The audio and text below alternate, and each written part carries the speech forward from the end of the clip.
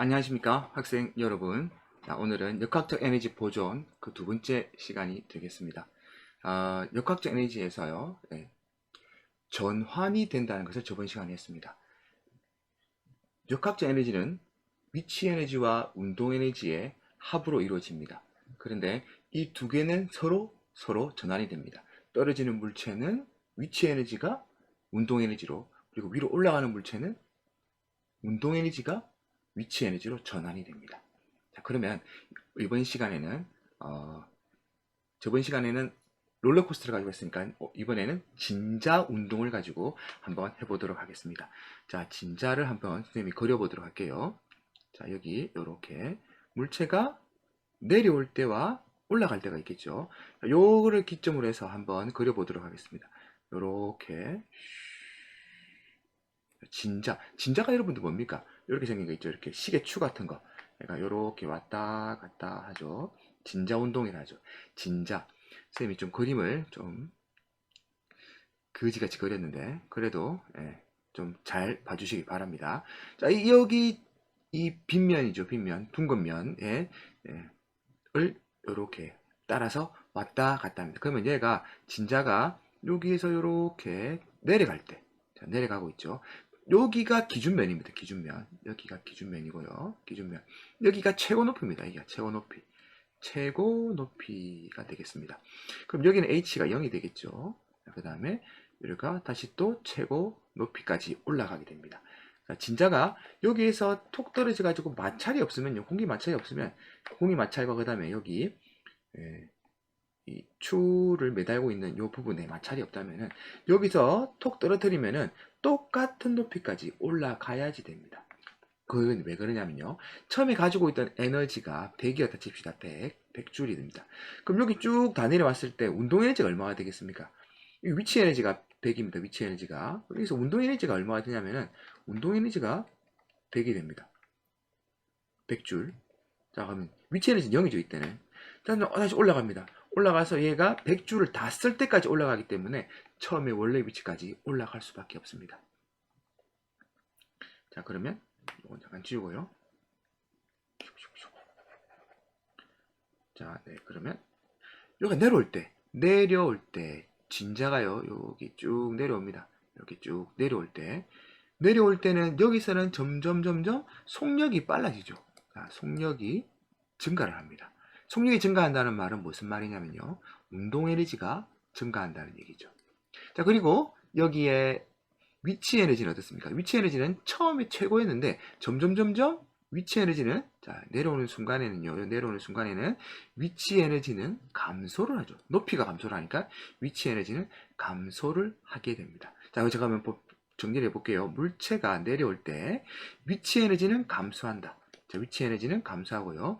다음에 운동 에너지는 증가합니다. 그럼 이때 전환이 어디에서 어디로 이루어지냐면 위치 에너지에서 운동 에너지로 전환이 되는 구간이 바로 내려올 때입니다. 그리고 제일 아래쪽으로 내려왔을 때에, 이때 가장 밑에 쪽에 있을 때에 위치 에너지는 0입니다. 이때 이 순간에 위치 에너지는 0이고요. 운동 에너지는 최대가 됩니다. 맥스, 최대치가 됩니다. 처음에 가지고 있던 위치 에너지가 전부 다 운동 에너지로 전환이 된 경우를 말합니다. 자, 그 다음에 이때부터 다시 올라갑니다. 이제 올라갈 때는요, 이렇게 올라갈 때는, 올라가는 구간에서는요, 올라갈수록 속력이 감소하죠. 속력이 감소한다는 말은 운동 에너지가 감소를 한다는 얘기고요. 그 감소한 운동 에너지는 위치 에너지로 전환이 됩니다. 위치 에너지가 증가한다는 것은 바로 높이가 높아진다는 거죠. 자, 그래서 위치 에너지는 증가를 합니다. 올라갈 때. 올라가니까 당연히 위치 에너지는 증가를 하고, 그 다음에 운동 에너지는 감소를 하다가 결국에는 0이 되은 다음에 다시 운동 방향이 바뀌게 됩니다. 자, 그럼 이때는 운동 에너지가 위치 에너지로 전환이 되는 과정이 되겠습니다. 자, 그러면 쌤이 진자 말고요, 그러면 구슬 운동을 한번 보도록 하겠습니다. 구슬의 운동. 자, 그거는 쌤이 보드를 보면서 하도록 하겠습니다. 이거가 적혀 있네요. 자, 여기에서 구슬이 이렇게 내려옵니다. 이렇게 쭉 내려가지고 여기까지 다시 올라갑니다. 여러분들 그 스케이트보드 타는 사람들 여기 왔다 갔다 하는 거 봤죠? 마찬가지로 좀 삐딱한데요. 여러분들 잘 봐주세요. 여기가 여기서 여기까지가 높이가 똑같습니다. 양쪽이 둘 다 똑같이 h입니다. h. 여기도 높이가 h가 되겠습니다. 자, 이렇게. 자, 그러면 여기서 구슬을 여기다 서 있다가 뒤에서 살짝 밀어줍니다. 그러면 중력에 의해서 얘가 뿅 하고 내려오겠죠. 이렇게. 자, 운동을 하게 됩니다. 이렇게. 그리고 운동하다가 가장 낮은 부분 h가 0인 부분에 이르렀다가 다시 올라가게 되겠죠. 이렇게. 올라가는데 다시 여기까지 가게 됩니다.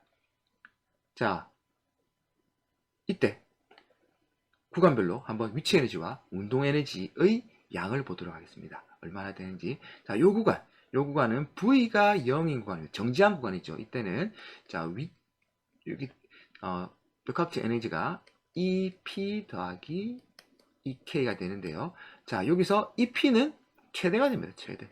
포텐셜 에너지 최대가 되고 얘는 0이 됩니다. 0.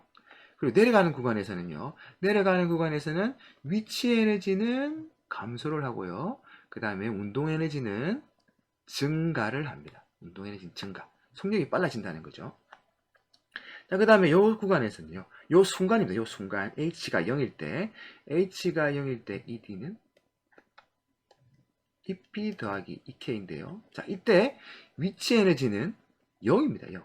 그리고 운동 에너지는 이게 가지고 있던 위치 에너지가 전부 다 운동 에너지로 전환이 되었기 때문에 최대치가 됩니다. 최대치. 자, 그 다음에 요 구간 봅시다. 요 구간에는 위치 에너지가 증가를 하네요. 그 다음에 요거는 운동 에너지는 감소를 하게 됩니다. 속력이 줄어든다는 거죠. 자, 그 다음에 요 구간 다시 보도록 하죠. 요 구간은 요거와 마찬가지로 위치 에너지는 최대치가 되고요. 운동 에너지는 0이 됩니다. 왜? 정지를 하기 때문이죠. 자, 그러면 여기서 한번 보세요. 여기서 지금 가지고 있던 에너지의 처음에 가지고 있던 위치 에너지가 다일 때 있죠. 다일 때. 여기서 위치 에너지가 모두죠. 위치 에너지가 역학적 에너지의 전부가 됩니다. 자, 이때 가지고 있던 양, 그러니까 다시 말해서 위치 에너지의 양은 여기 와서 전부 뭐가 되냐면 운동 에너지의 양으로 전환이 되죠. 자, 그때 위치 에너지는 0입니다. 이때도 마찬가지고요. 자, 이 순간에 한번 볼까요? 이 순간에. 중간쯤 왔을 때에 위치 에너지는 처음에 반쯤 되겠죠? 50%좀 됩니다. 그럼 50%는 어디 갔을까요? 여기로 갔겠죠, 50%가. 그럼 두 개 더하면 결국 100%입니다. 다시 말해서, 진자 운동이든, 이렇게, 진자 운동이든, 또는 떨어지는 낙하하는 물체든, 아니면 위로 쏘아 올린 물체든, 다 어떻게 되냐면요. 위치 에너지와 운동 에너지의 합인 역학적 에너지는 처음에 가진 그 양에서 달라지지 않습니다. 처음에 가진 양에서 변함이 없습니다. 자, 여기 때 가진 모든 역학적 에너지는 위치 에너지밖에 없죠. 자, 그리고 중간에는 위치 에너지와 운동 에너지가 다 있지만 이 두 개의 합이 처음에 가지고 있던 역학적 에너지의 양과 같아야 됩니다. 그리고 마지막에 떨어지기 직전에 주면에 닿기 직전에 위치 에너지는 0이지만 그럼 운동 에너지가 처음에 것을 다 가지기 때문에 어쨌든 두 개의 합은 항상 일정합니다. 다시 말해서 자유낙하를 하든 진자 운동이든 아니면 구슬이 빗면을 내려가든 어떤 경우에도 역학적 에너지는 보존이 됩니다. 처음 값을 그대로 유지를 합니다.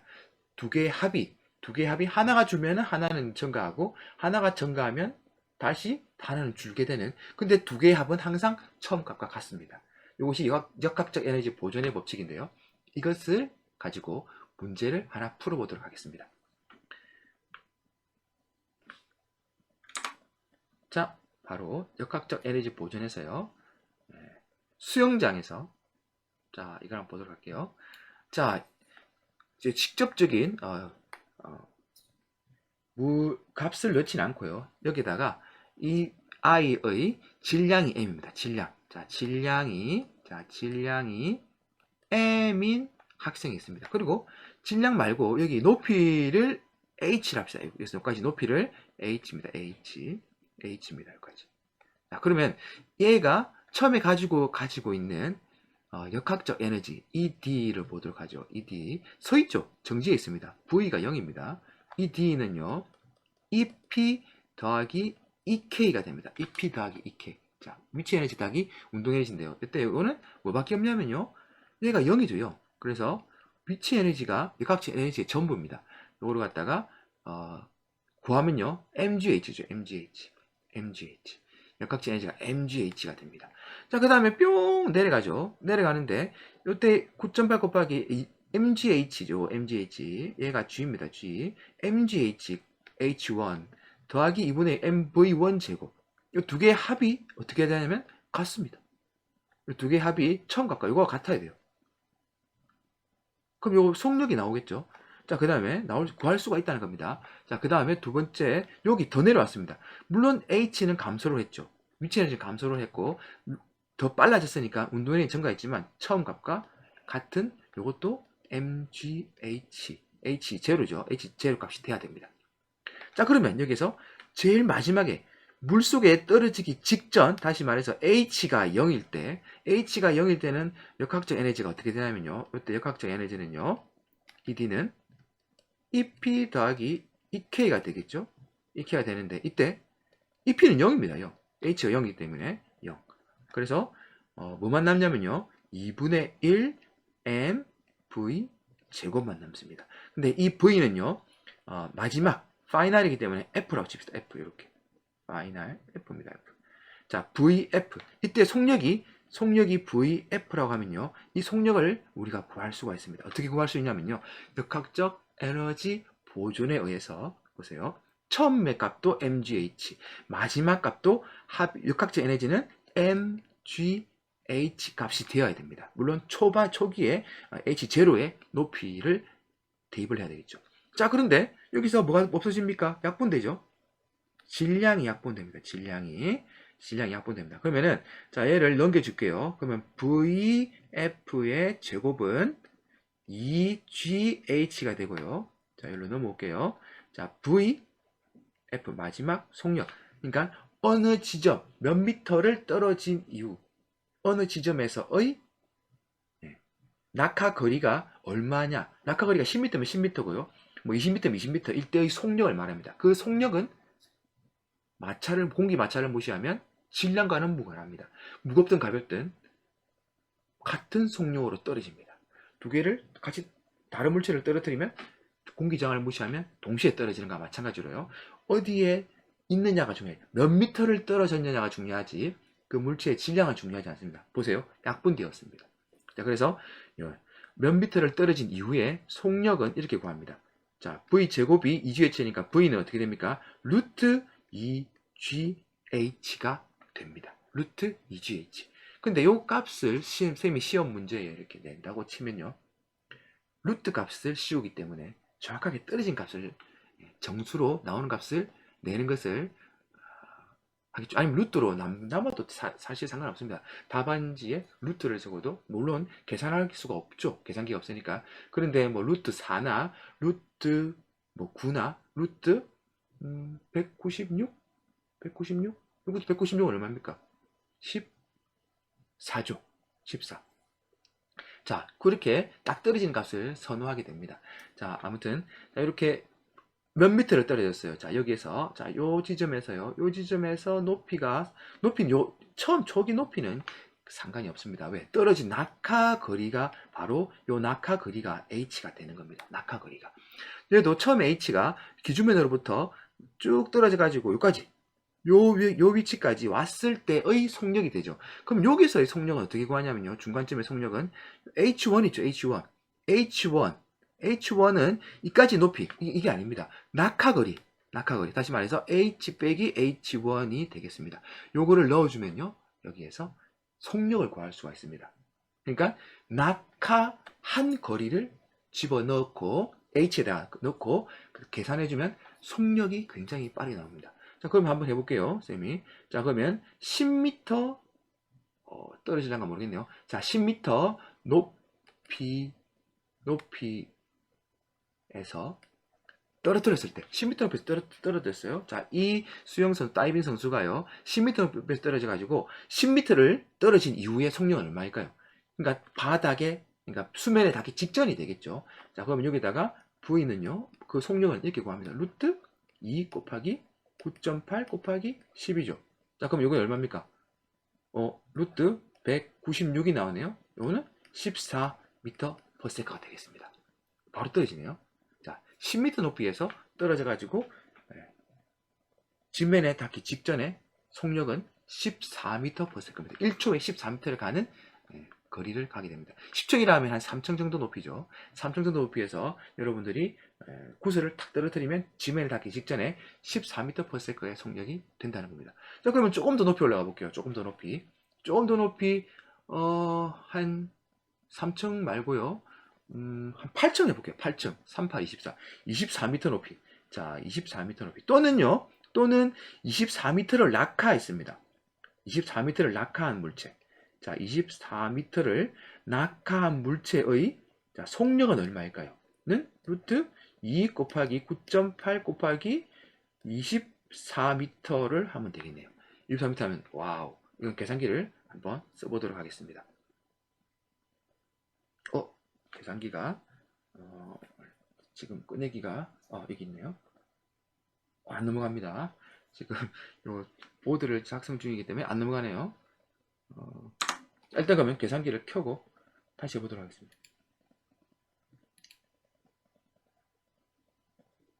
계산기 등장. 계산기 등장. 자, 100 아니죠.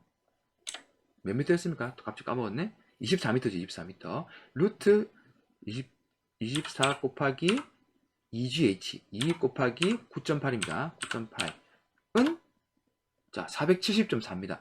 여기에다가 루트를 씌워야 됩니다. 루트 여기 있네요. 루트 이거 맞나? 루트? 나오네요. 자, 이렇게 하면 21.687 이렇게 나오게 되겠습니다. 그러면 10층에서 초속 21m다. 굉장히 빠른 속력입니다. 초속 21m. 시속으로 따지면 아마 자동차 80km 정도, 시속 80km 정도라고 생각이 됩니다. 자, 그러면 정리를 하자면요. 역학적 에너지는 보존이 됩니다. 그 말은 무슨 말이냐면 위치 에너지와 운동 에너지는 서로 전환이 되기 때문에 두 개의 합은 항상 같습니다. 이거를 이용해서 물체가 떨어질 때 속력을 구할 수가 있는데요. 자, 어느 지점에서의 속력을 구하기 위해서 몇 미터 정도 떨어지는, 처음에 속력은 0일 때를 가정하는 겁니다. 자유낙하, 그냥 자유낙하를 시켰을 때에 10m를 떨어진 이후에 20m를 떨어진 이후에 속력은 루트 2GH로 구할 수가 있습니다. 자, 이게 만약에 중학교 2학년 때 나왔으면 루트를 안 배웠기 때문에 할 수가 없겠지만 지금 여러분들은 루트를 배웠기 때문에 이 문제를 풀 수가 있어야 됩니다. 자, 그러면 정리를 마지막으로 해서 자, 중력만 작용할 때입니다. 자, 중력만 작용할 때. 자, 중력만 작용한다. 중력만 작용한다. 자, 위로 던진 물체도 중력만 작용합니다. 위로 던진 물체도요. 얘를 위로 처음에 뿅 9.8m/s의 속력으로 던졌다. 던졌다는 말은요. 내 손을 떠났을 때, 내 손을 떠난 이후에, 내 손을 떠날 직후에 가진 역학적 에너지는요. 계속 보존이 됩니다. 자, 처음에 내가 9.8m/s의 제곱으로 던졌다는 말은 ED는 이거는 얼마입니까? 처음에 내 손바닥을 기준면으로 하면요. 역학적 에너지에서 EP는 0입니다. 0. 자, 위치 에너지는 0입니다. 얘는 0이고 더하기 2분의 1, 요 질량을 1kg이라 합시다. 1kg. 2분의 1 곱하기 1kg 곱하기 9.8의 제곱이 되겠죠. 요게 가지고 있는 역학적 에너지인데 내 손을 떠나면은 얘는 중력만이 작용합니다. 힘이 중력만, 속도가 있잖아요. 그게 아니고요. 속도가 있다는 것이 아니고요. 중력만이 작용한다는 것은 물체에 작용하는 힘이 중력만이 있을 때를 말합니다. 중력만이 작용할 때 역학적 에너지는 보존이 됩니다. 이렇게 올라가면서 위치 에너지가 증가를 하죠. 그 다음에 운동 에너지는 감소를 합니다. 전환이 되죠. 그래서 계속해서 두 개의 합은 일정하게 유지되면서 올라가게 됩니다. 자, 중력만이 작용할 때 역학적 에너지는 보존이 됩니다. 이거 다 설명하는 겁니다. 자, 물체가 내려올 때, 물체가 올라갈 때. 자, 그러면 오늘 수업은 여기까지 하도록 하겠습니다. 자, 그러면 다음 시간에 만나도록 하겠습니다. 아디오스.